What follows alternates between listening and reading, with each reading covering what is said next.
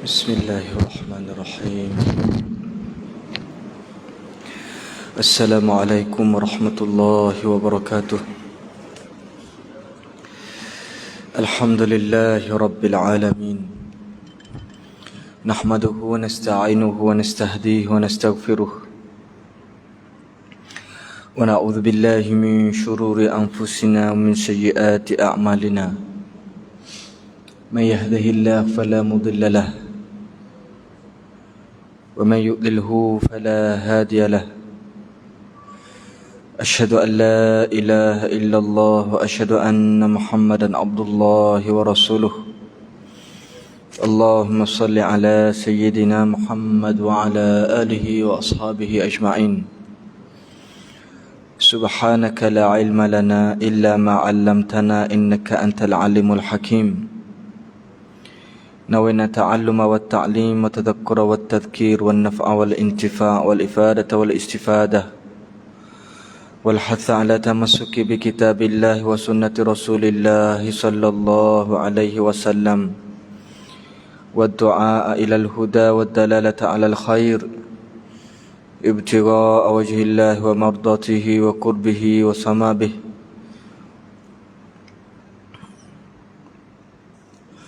اللهم إنا نسألك علما لدني ومشرب صافيا هنيا وهاب يا غني. ربي يسر ولا تعسر، ربي تمم بالخير ولا حول ولا قوة إلا بالله العلي العظيم. Alhamdulillah, yang pertama-tama dan selama-lamanya kita merafakkan kesyukuran kepada Allah Subhanahu wa taala kerana dengan keizinan dan limpah kurnia daripadanya, alhamdulillah, masih lagi diberikan kepada kita ini kesempatan dan ruang-ruang waktu untuk sama-sama kita mengimarahkan rumah Allah Subhanahu wa taala. Dan alhamdulillah, kita sementara menunggu masuknya waktu Isyak, kita duduk sekejap di dalam majlis ilmu. Moga-moga diperhitungkan sebagai amal-amal soleh kita, dan moga-moga Allah Subhanahu wa taala mengangkat martabat dan darjat kita, mengampunkan segala dosa-dosa kita, insya-Allah. Amin ya rabbal alamin.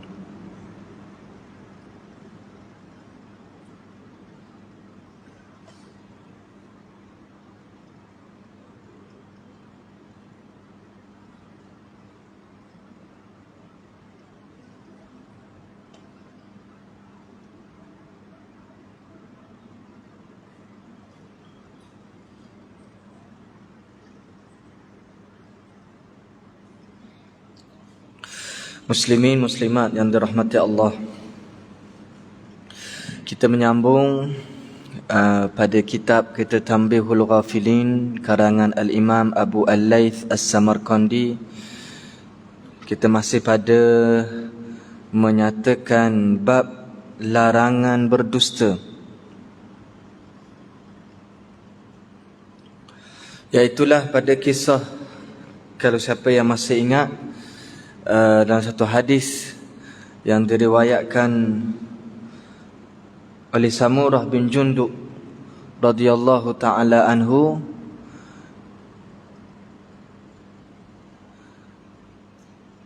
iaitulah kisah Nabi sallallahu alaihi wasallam menceritakan tentang mimpinya. Dan di dalam hadis yang diriwayatkan ini, hadis ini adalah hadis yang sahih yang diriwayatkan oleh Imam Bukhari. Itulah kita sampai kepada bagaimana Nabi sallallahu alaihi wasallam melihat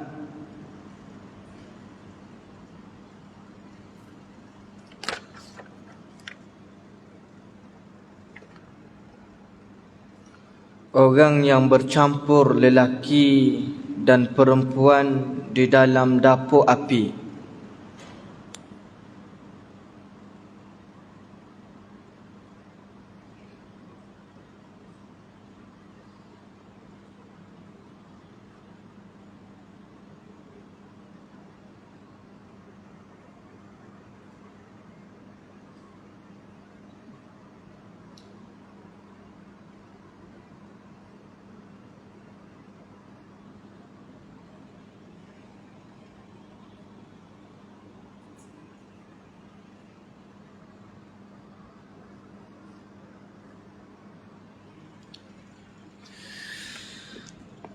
Adapun orang yang bercampur lelaki dan perempuan di dalam dapur api, maka mereka itulah orang yang berzina.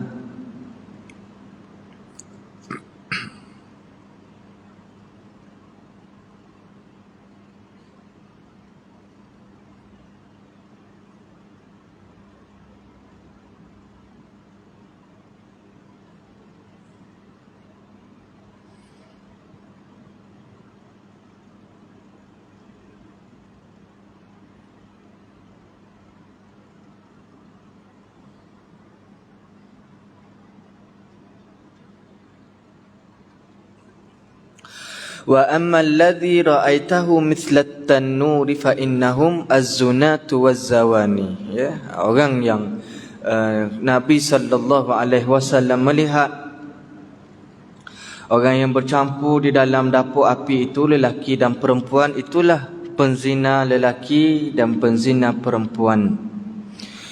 Wa amma alladhi yas'a fil bahri fahuwa akilur riba.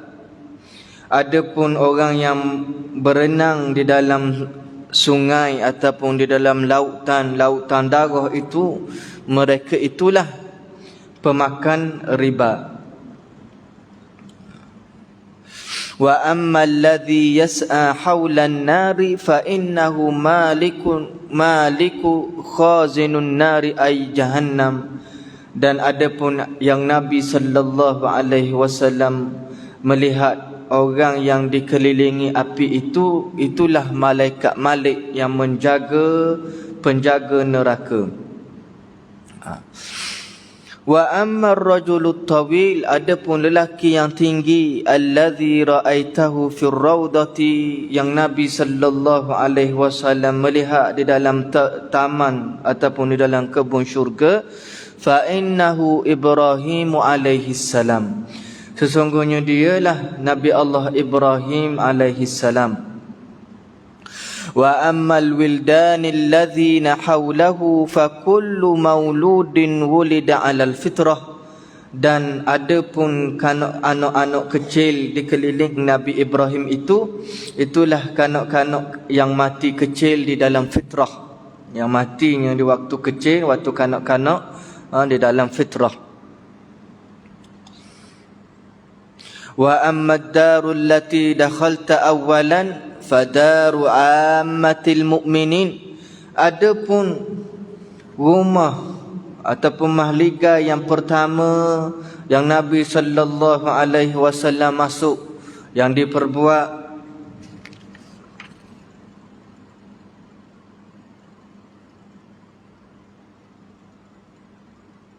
daripada emas dan perak,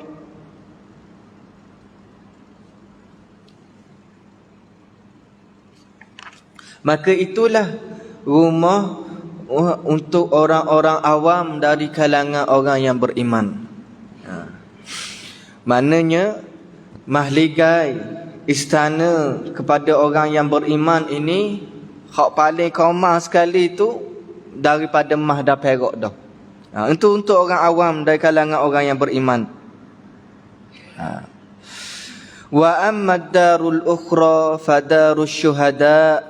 Adapun rumah yang kedua yang Nabi sallallahu alaihi wasallam masuk,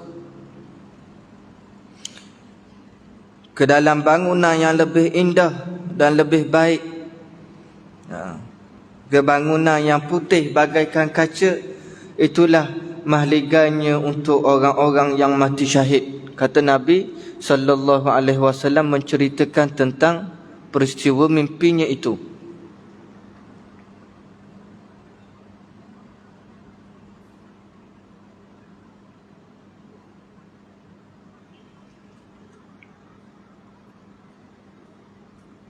Wa ana Jibril wa hadza Mikail. Dan akulah Jibril dan ini Mikail. Malaikat menceritakan apabila Nabi sallallahu alaihi wasallam dipimpin oleh dua orang, maka dua orang ni berupa dengan manusia, maka diperkenalkan, saya ni Jibril, ini Mikail.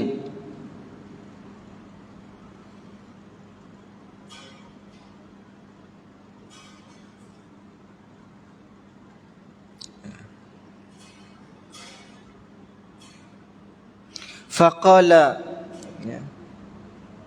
Berkata pengarang,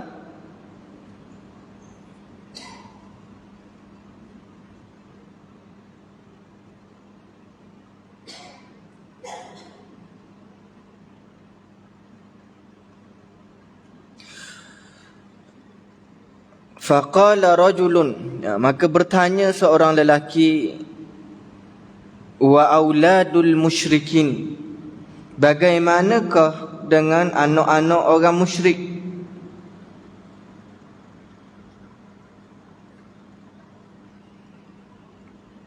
Qala, katanya, wa auladul musyrikin aidan yakununa inda Ibrahim alaihi salam.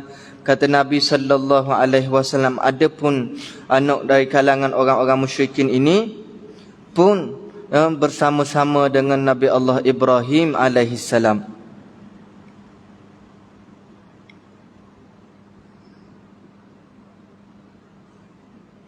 Hadis ini hadis yang diriwayatkan oleh Imam Bukhari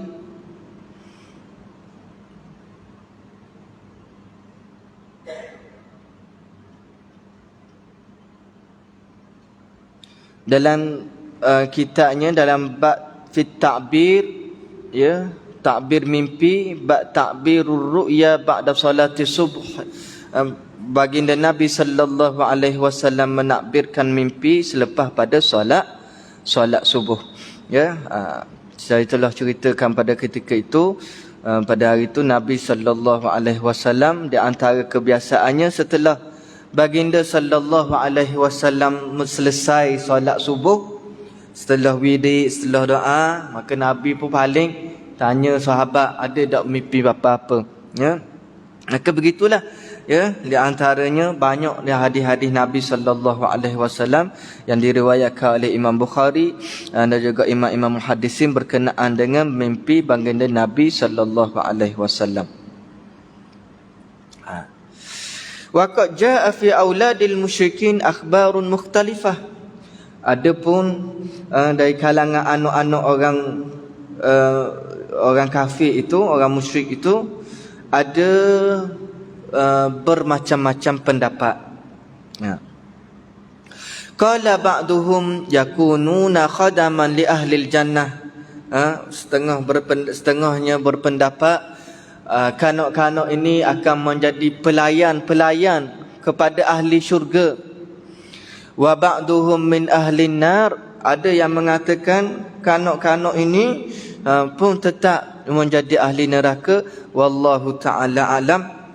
Allah Subhanahu wa ta'ala lah yang lebih mengetahui. Adapun yang lebih kuat pandangannya mengatakan, bahkan hadis ni hadis yang sahih, apabila ditanya kepada Nabi sallallahu alaihi wasallam berkenaan dengan anak-anak orang kafir, ya, yang mati ketika kanak-kanaknya, maka Nabi sallallahu alaihi wasallam jawab di dalam hadis ini, mereka juga bersama-sama dengan Nabi Allah Ibrahim alaihi salam. Menunjukkan di sana adanya rahmat dan kasih sayang Allah Subhanahu wa taala yang besar terhadap anak-anak kanak-kanak ini, kerana mereka ini fitrah.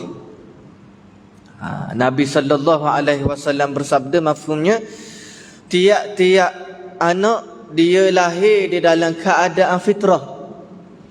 Ya, fitrahnya apa? Fitrahnya suci, bersih daripada sebarang dosa, daripada sebarang noda, daripada sebarang perkara-perkara yang mensyirikkan Allah Subhanahu wa taala.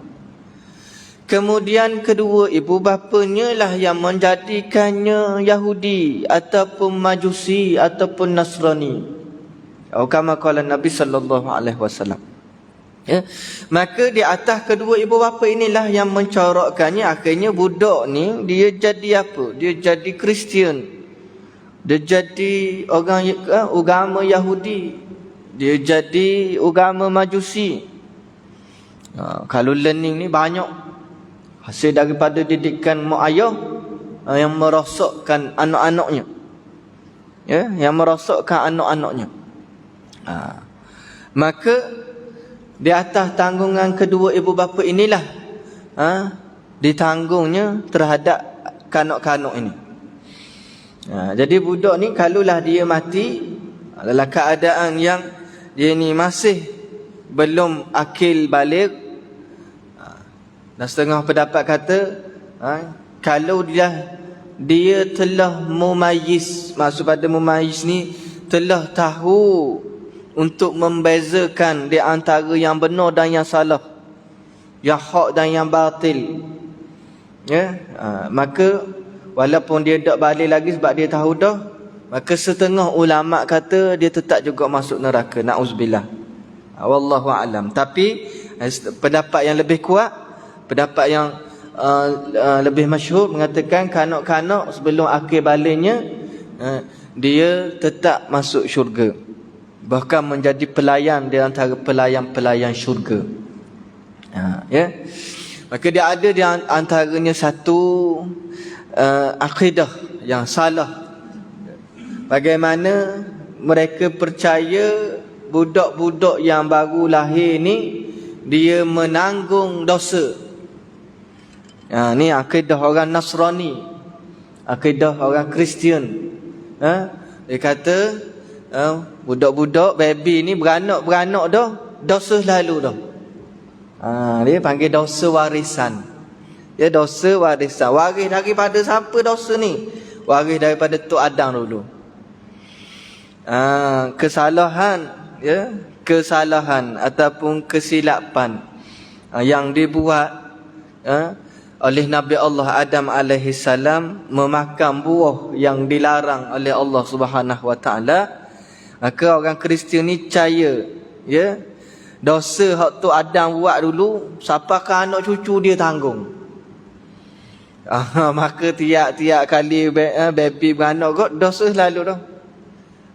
Dah nak buat mana nak hilang daripada dosa ni, dibaptiskan, masuk Kristian. Dengan upacara dia lah, dengan air suci dia apa semua tu, jadi Kristian. Maka dia setelah dibaptiskan itu, maka hilanglah dia daripada, bersihlah dia daripada dosa warisan ini. Ini adalah di antara fahaman karut-marut yang salah lah, akidah yang salah. Siang ke budak ni, dikristiankan dalam keadaan yang dia tidak tahu apa-apa. Takdirnya mati dia ni, baby ni mati contohnya. Lalu ni zaman banyak penyakit ni, dia jaga kesihatan, jagalah ikutlah sarana-sarana yang dianjurkan untuk kita ni sama-sama jaga daripada tersebarnya wabak-wabak penyakit ni. Ikhtiarlah macam mana pun jaga kesihatan kita, insya-Allah. Dan ini pelik, nama pun pelik-pelik. Ada siapa kita dah rutin nak sebut dah nama penyakit ni. Jadi dan lebih-lebih lagi pula, dan ini banyak menyerang kanak-kanak, budak-budak. Maka budak-budak ni bila kena sakit, bila kena dengan wabak-wabak, andai kata takdirnya meninggal, maka meninggal mereka ini dalam keadaan fitrah, suci daripada sebarang noda dan dosa, walaupun mak ayah kafir. Maka ini adalah pendapat yang lebih kuat. Jadi mereka inilah di antaranya pelayan-pelayan syurga yang Allah Subhanahu wa taala jadikannya wildanun mukhalladun, pemuda-pemuda yang sentiasa kekal kepemudaannya. Ni pelayan-pelayan di dalam syurga. Wallahu alam. Maka Allah lah yang lebih mengetahui, tapi dengan rahmat dan kasih sayang Allah Subhanahu wa taala itu kita percayalah bahawa anak-anak ini apabila mereka ni meninggal di dalam fitrah, maka Allah Subhanahu wa taala jadikannya sebagai di antara ahli-ahli syurga. Maka bagi kedua ibu bapa orang yang beriman, jika anak-anak mereka telah meninggal pada waktu yang kecil, dalam satu hadis meriwayatkan bahawa itulah di antara jaminan Allah Subhanahu wa taala sebagai penyelamat kedua ibu bapanya itu daripada azab neraka Allah taala. Boleh masuk syurga dengan sebab apa? Anak mati kecil.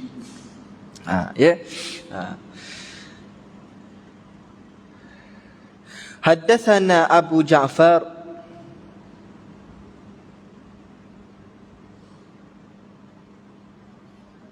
حدثنا علي بن أحمد حدثنا محمد بن الفضل حدثنا أبو حذيفة بالبصرة حدثنا سفيان حدثنا عبد الرحمن بن عباس قال حدثنا ناس من أصحاب عبد الله بن مسعود رضي الله تعالى عنه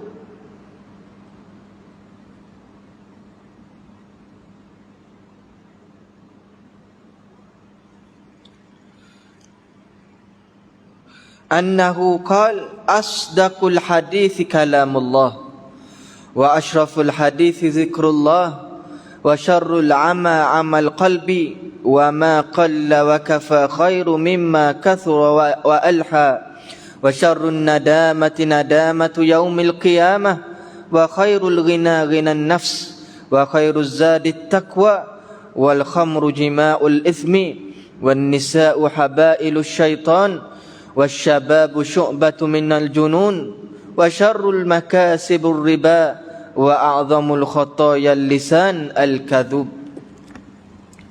Abu Al-Laits As-Samarqandi meriwayatkan dengan sanadnya daripada Abdullah ibn Mas'ud. Abdullah ibn Mas'ud kata, ya, seorang sahabat Nabi, yang dia berkata,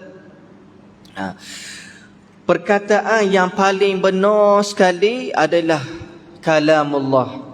Ya, sebenar-benar keterangan asdaqul hadis kalamullah. Ya, dalam satu kata-kata yang lain, asdaqul hadis kitabullah. Ya, sebenar-benar perkataan ataupun sebenar-benar kalam adalah kitab Allah. Maka kitab Allah ini iaitulah Al-Quranul Karim. Dia tidak akan membohongi manusia. Dia tidak tipu.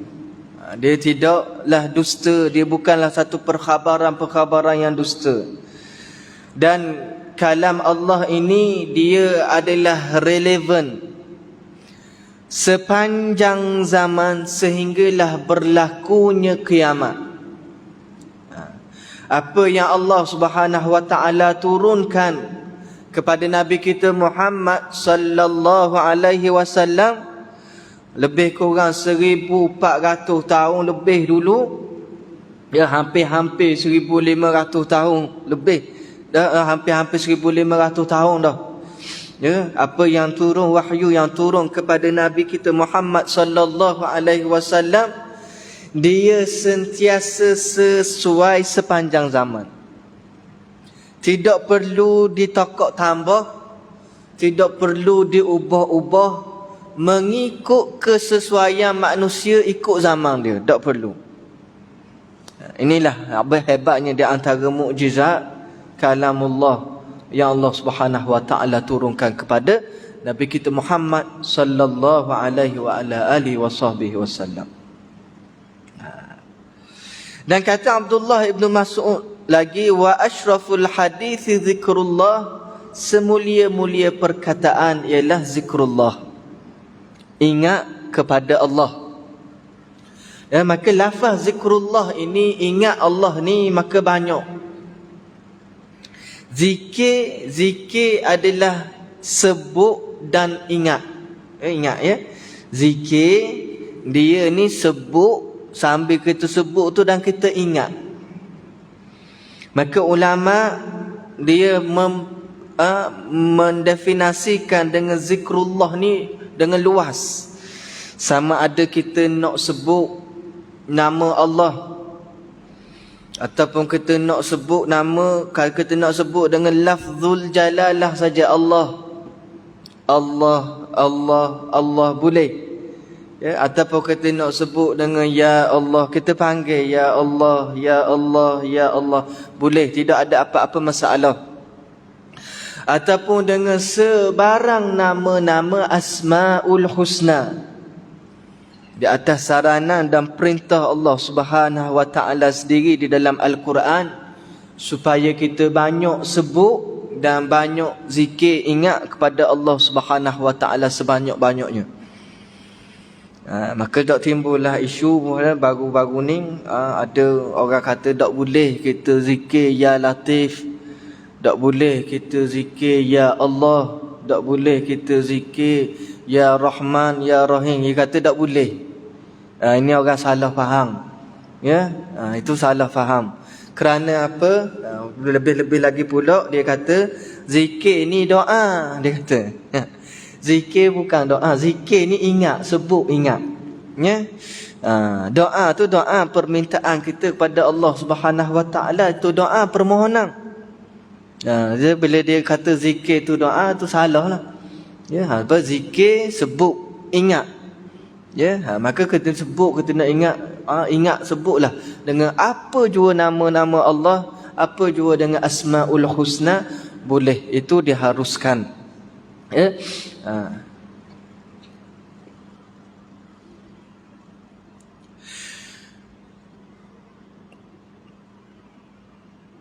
Wa syarrul amal qalbi, seburuk-buruk buta, kata Abdullah ibn Mas'ud, buta mata hati. Ya, walaupun panca indera matanya celak, tapi hatinya tertutup daripada melihat kebenaran. Telinganya tertutup daripada mendengar kebenaran. Matanya tertutup daripada lihat perkara yang benar. Lebih lagi hati ni, hatinya tahu hak benar tapi tutup, menafikan. Bagaimana dalam satu riwayat, bagaimana Abu Jahal, ya, pada waktu malam dia pergi dengar, ya, dia pergi dengar Nabi sallallahu alaihi wasallam baca Quran. Dalam satu riwayat, ya, dia dengar malam, tiap-tiap malam ni dengar pergi ngendak Nabi baca Quran. Malam tu dia pergi, dia ngendak, belang-belang ngendak dia kesok ngundur alik belakang. Ngendak ngundur dah macam kau orang ngendak curi, tapi dia bukan nak curi, nak dengar Nabi baca benda. Nabi ngaji malam-malam dalam rumah dia di Mekah pada masa tu. Maka akhirnya tengah ngundung belaga punggung dengan Abu Sufyan.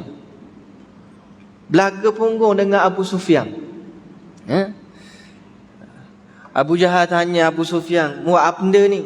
Abu Sufyan tanya, dah muat kenapa? Masing-masing pun kata dengan aku dengar, ya, Muhammad duduk baca Quran. Lepas tu dia dah mu rasa ke mana? Ya.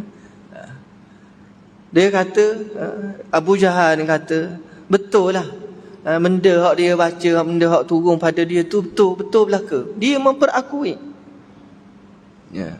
Lepas tu dia pesan pada Abu Sufyan, ya, benda hak kita buat malam ni mu dah baik cerita ke siapa-siapa. Ya. Lepas tu jadilah. Esok mu sampai mari ya. Tiba-tiba malam esok buat pulak. Dan jadi gitu pulak. Abu Jahal dengan Abu Sufyan ni, dalam riwayat disebut 3, ada seorang lagi. Dia jumpa belaga punggung belaka. Ya, dia dah buat apa ni? Duduk dengar, ya, Nabi sallallahu alaihi wasallam baca Quran. Maka dalam kalau tidak silap, hadis ni diriwayatkan oleh Abu Sufyan sendiri, menceritakan bagaimana dia pada zaman jahiliah ni. Cuma bezanya Allah Subhanahu Wa Taala buka hati Abu Sufyan ini untuk menerima kebenaran dan beriman kepada Allah Subhanahu Wa Taala dan Nabi kita Muhammad sallallahu alaihi wasallam. Adapun Abu Jahal ni tutup terus. Abu Jahal apa sampai gitu? Ya. Pernah dia kata dalam satu riwayat, ya, kalau saya salah tolong maafkan, ya. Sebab ingat-ingat lupa dia cerita ni. Dia tanya, Abu Jahal dah mu tahu dah hak Muhammad bawa ni benar. Hak Muhammad bawa ni benar. Wahyu turun pada dia ni betul benar, dia ni bukannya orang yang menipu, dia ni orang yang amanah, dia ni orang yang jujur. Apa mu tak boleh ikut dia? Abu Jahal kata, Bani Abdul Muttalib, Bani Hashim, dengan dia ni Bani Makhzum bersaing di Mekah ni. Dua-dua ni, Bani Makhzum dan Bani Hashim, adalah daripada anak cucu Quraisy belaka. Mari daripada tok nyang yang sama, Quraisy. Maka dari cabang-cabang tu lahirlah Bani Hashim, keluarganya Nabi sallallahu alaihi wasallam, dan juga Bani Makhzum. Ya. Walaupun masing-masing ni orang Quraisy, tapi semangat kekeluargaan ataupun puak Bani Makhzum dan puak Bani Hashim ni, dia orang panggil benda asabiyah, dia kuat. Maka kata Abu Jahal, Bani Hashim dengan Bani Makhzum ni duduk bersaing lama. Masa bersaing ni masing-masing berlumba-lumba dalam pada nak jaga tanah Mekah, tanah haram ni. Bani Hashim tukang bagi air, kami bagi makanan pada orang mari Mekah. Dia khidmat pada orang haji umrah, kami pun khidmat pada orang haji umrah. Dia pun khidmat pada Kaabah, kami pun khidmat pada Kaabah. Tiba-tiba mari daripada anak cucu dia ni ngaku jadi Nabi dari kalangan kami ni, tak ada. Jadi Abu Jahal berasa Bani Makhzum ni tinggal tak ada kelebihan dia ni, anak-beranak dia hak jadi Nabi. Dia kata walau benar macam mana sekalipun, sebab mari daripada anak cucu Hashim, aku tak boleh ikut. Ni sudah dia tahu betul, dia tahu benar, tapi dia butakan mata hatinya daripada menerima kebenaran. Ya. Sehingga kan di antaranya Abu Jahal ni, ketika hari berlakunya perang Badar, betapa dia ni tak ampuhnya terima pada dakwah Nabi sallallahu alaihi wasallam. Dia doa, Abu Jahal doa ni masyhur, doa Abu Jahal ni. Ya Allah, dia kata, Allahumma, ya Allah, inilah orang yang pecah belah kepada anak-beranak kami, yang pecah belah pada masyarakat. Dia doa gitu. Dia doa, dia minta dengan Allah. Kalau dengar kata kalau kelakarlah dia ni. Dia ni syirik, sembah berhala, tapi dia percaya Allah. Dia percaya Allah. Dia tahu Allah lah yang menurunkan wahyu kepada Nabi kita Muhammad sallallahu alaihi wasallam. Tapi pada hari perang Badar tu dia doa gitu. Kata Muhammad ni pecah belah kami. Balah pisah antara ayah dengan anak. Ayah kafir duduk belah ni, anak Islam duduk alik nun. Pecah belah masyarakat. Pecah belah di antara tuan dengan hamba. Dia doa antara doa dia. Ya. Tapi Allah Subhanahu Wa Taala tetap memenangkan baginda Nabi sallallahu alaihi wasallam yang duduk di atas hak, yang duduk di atas kebenaran. Itulah seburuk-buruknya buta mata hati. Tahu dah benar tapi tak mau ikut, tak mau turut. Kita ni panggil benda kerahkan macam-macam lah. Ya. Bodoh, sombong, benda macam-macam istilah kita letak. Ya. Apa dia tahu? Dia tahu tapi tak mau turut, tak mau ikut. Inilah seburuk-buruknya orang yang buta, iaitulah dia buta mata hati walaupun mata dia celak.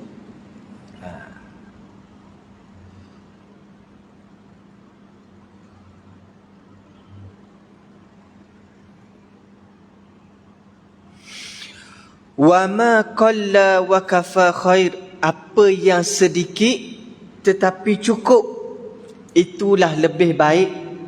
Ya. Mimma kathura wa alha, daripada banyak ya tapi tak cukup. Ya. Sederhana sikit tapi padang dah, cukup dah, berkat kita kata. Dah. Sikit je. Ya, sikit. Tapi boleh kongsi ramai-ramai. Ya, sebab apa? Berkat. Ya sikit je, tapi dengan hak sikit tu dia boleh beri ke mak ayah dia, dia boleh beri ke adik-beradik, boleh menyempurnakan nafkah. Sebab apa? Sebab berkat. Itu lebih baik daripada banyak tapi banyak tak cukup bang. Banyak tapi tak puas sama. Nak bayar itu tak padang, nak ini tak padang, nak ada. Sebab apa? Tidak ada keberkatan padanya.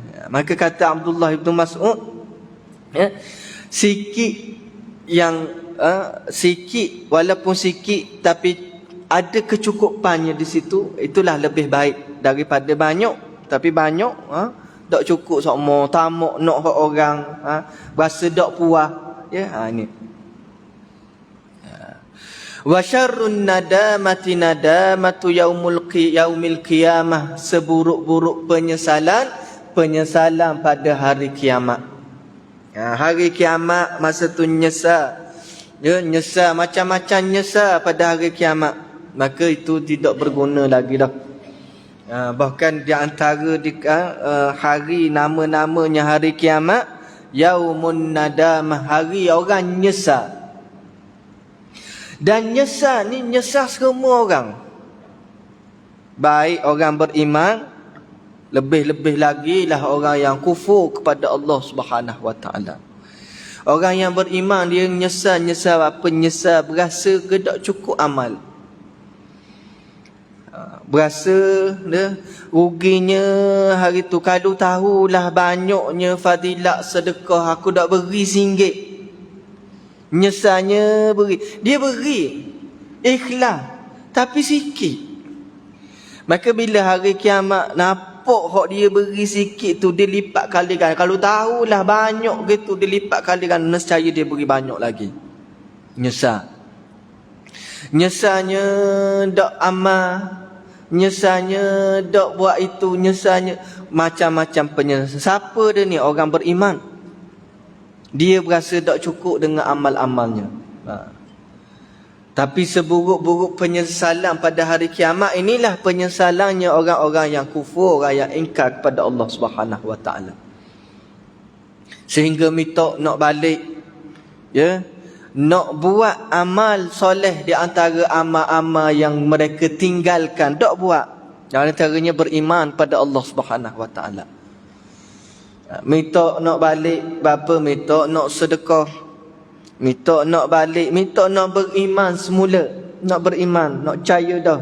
Bapa tengok dah dengan yakin akan azab Allah Subhanahu wa taala, percaya. Tapi masa tu nyesal dah, tak ada dah. Itulah kalau kita kata menyesal kemudian tidak berguna, hak tu. Hak tu betul-betul menyesal kemudian. Menyesal mana? Nyesal di alam barzakh, nyesal di alam akhirat. Nak ulang balik dah, nak minta balik, nak buat dah. Ya, masa sihat ni lah nak tupu pada amal ibadat yang betul tenaga. Masa sihat, masa segar, masa gagah, masa boleh kupuh harta, masa ni dah. Kita nak buat ibadat hak dalam bentuk tenaga, apa dia? Boleh jadi pergi ke Mekah, apa nak guna tenaga. Ya, nak tawaf, nak sa'i, dan semua itu memerlukan tenaga, perjalanan yang jauh. Dah kalau berasa ke muda lagi, berasa ke tak apalah, boleh lama lagi, tak apa, kita enjoy lah dulu pitih hak ada ni. Tak ripon dah, tapi tak ada niat nak pergi. Kayak pergi bila sampai tu, masa tu sakit lutut dah, tak boleh nak jalan laju, tak boleh nak tu, sampai dah masa sama dak dengan tenaga muda masa ni tak sama dah. Tak sama dah. Ya, masa kalau tapi masa tu sampai tapi nyesal, tak nyesal hari tu masa muda tak pergi awal-awal, tak pergi, padahal pitih ada, tak pergi. Ya, tak pergi lagi. Tak terbuka. Dia kata tak siapa seru. Siapa yang kata tak siapa seru ni salah. Sebab apa? Seruan telah pun Allah sebut lama dah. Dan seruan ini telah pun diseru sejak daripada Nabi Allah Ibrahim alaihissalam. Sehingga kan diwahyukan kepada Nabi kita Muhammad sallallahu alaihi wasallam. Maka seruan sampai lama dah. Ya, seruan itu telah lama. Jadi kalau kata dah apa dak pergi lagi, jawab kaya jawab dak siapa seru. Maka ini nak kata dalam bab ni lah, pelawak tu dusta. Sebab Allah seru lama dah. Apa kata apa jawab dok siapa seru? Bukan dok siapa seru, tapi belum lagi dia ni nak menyahut seruang tu. Allah panggil lama dah wa azin finnas. Serulah kepada manusia untuk mengerjakan haji. Ataupun untuk wa atimul hajja wal umrata, kerjakanlah haji dan umrah lillah, kerana Allah. Maka seruang ni lama dah. Tiba-tiba kata dah apa dah, pitih ada, tubuh segar sihat. Bila tanya dah apa, tak ambuh pergi lagi. Dok siapa seru dia jawab. Dok siapa seru buat apa? Bab dok baca Quran. Tu yang jadi kata dok siapa seru. Dok hari dengar majlis ilmu lah, tu yang kata dok siapa seru. Ya, seruan telah lama. Bahkan seruan itu sentiasa. Tak ditarik balik pun. Wahyu pada seruan pada mengerjakan ibadat haji ataupun umrah ni tidak pernah Allah Ta'ala angkat, Allah tarik balik. Bahkan dalam riwayat kata tiap-tiap nabi dan tiap-tiap rasul semuanya menyahut seruan Allah Subhanahu Wa Ta'ala mengerjakan ibadat haji. Semua sekali, sejak daripada Nabi Ibrahim lah, sejak daripada Nabi Adam. Cumanya dengan cara dan syariat mereka masing-masing. Maka seruan daripada zaman Nabi Ibrahim tu, maka tiap-tiap anak cucu Nabi Ibrahim hak jadi nabi, jadi rasul, semua sekali menyahut seruan ni. Maka adalah dalam riwayat-riwayat bagaimana mereka ni kisah mereka mengerjakan ibadat haji. Walaupun kadang-kadang riwayat tu dok sampailah ke kita. Dok sampai ke kita. Ya. Jadi siapa yang kata dok siapa seru tu salah. Ya, maka dia tu sendirilah yang tidak mahu menyahut seruan Allah Subhanahu Wa Taala. Maka jangan nyesal. Ya, jadi kalau dia nyesal, maka masa siapa dah Mekah tu dia nyesalnya, masa muda dak mari, masa tengah sehat, masa tengah gagah tak boleh mari. Maka kalau nyesal situ tu bukan nyesal menyesal kemudian. Hak nyesal kemudian ni tidak berguna ketika di alam barzakh, ketika di alam akhirat. Itulah sungguh-sungguh nyesal yang tidak berguna lagi dah. Kalau nyesal atas dunia ni boleh baiki, boleh ubah, boleh bertaubat, boleh minta ampun.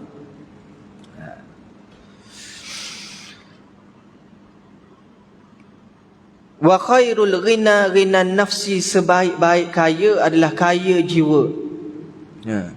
Wa khairuz zadi taqwa, sebaik-baik bekalan adalah takwa kepada Allah Subhanahu Wa Taala.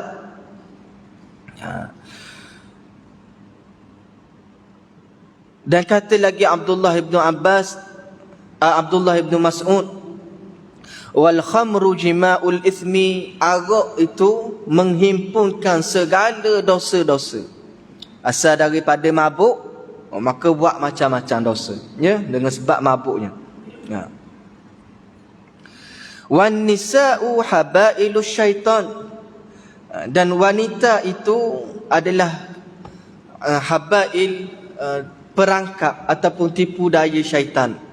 Ya, syaitan itu menjadikan wanita-wanita sebagai alat untuk jadinya fitnah. Ke akhir zaman ni lebih-lebih lagi fitnah orang puang. Ya, yang masih lagi 2-3 hari ni masih orang duduk membincangkan bagaimana adanya pendakwah yang diuji ataupun difitnah dengan asalnya daripada fitnah orang puang ni. Ujian. Maka kita minta supaya Allah Subhanahu Wa Taala menyelamatkan kita daripada fitnah-fitnah yang macam ni. Ya, maka dak tuju kau orang puang saja, orang lelaki pun lah. Ya, yang tidak jaga pandangan, yang tidak jaga maruahnya, yang tidak jaga agamanya yang sebenar-benarnya. Ya, yang jauh daripada Allah Subhanahu Wa Taala, itu semua adalah menjerumuskan kepada tipu daya syaitan. Sikit lagi saya habiskan. Wasyababu syu'batu minal junun, kepemudaan itu adalah sebahagian daripada gila. Bapa orang muda ni lah masa time dia orang kata nak gila-gila sungguh-sungguh. Dia nak enjoy, dia nak rasa nak terai tu, nak terai ni masa muda. Waktu kata Abdullah ibn Mas'ud masa muda ni, sekarang dia tengah mana darah tengah panas, jiwa tengah memberontak. Maka jadi gila ni, gila nak cuba itu, gila nak ini, gila nak terai itu, nak terai ni macam-macam. Ya.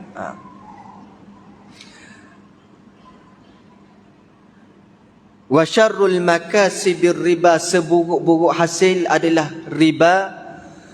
Wa a'zamul khatayal lisan al-kadhub, dan sebesar-besar dosa pada lidah ini adalah berdusta. Maka moga-moga Allah Subhanahu wa taala menjauhkan kita daripada segala keburukan-keburukan dan segala fitnah-fitnah yang terjadi pada akhir zaman ini, dan segala keburukan yang disebut oleh sahabat Nabi radhiyallahu taala anhu. Moga-moga Allah Subhanahu wa taala melindungkan kita insya-Allah. Amin ya rabbal alamin. Yang baik datang daripada Allah Subhanahu wa taala. Segala kekurangan, keburukan adalah daripada kejahilan diri saya sendiri. Adapun saya mohon keampunan dan kemaafan kepada Allah Subhanahu wa taala. Aqulu qawli hadza wa astaghfirullahal azim li wa lakum. Bismillahirrahmanirrahim. Allahumma anfa'na bima 'allamtana wa 'allimna bima yanfa'una. Rabbana zidna 'ilma. ربنا آتنا في الدنيا حسنة في الآخرة حسنة وقنا عذاب النار. وصلى الله على سيدنا محمد وعلى آله وصحبه وسلم والحمد لله رب العالمين.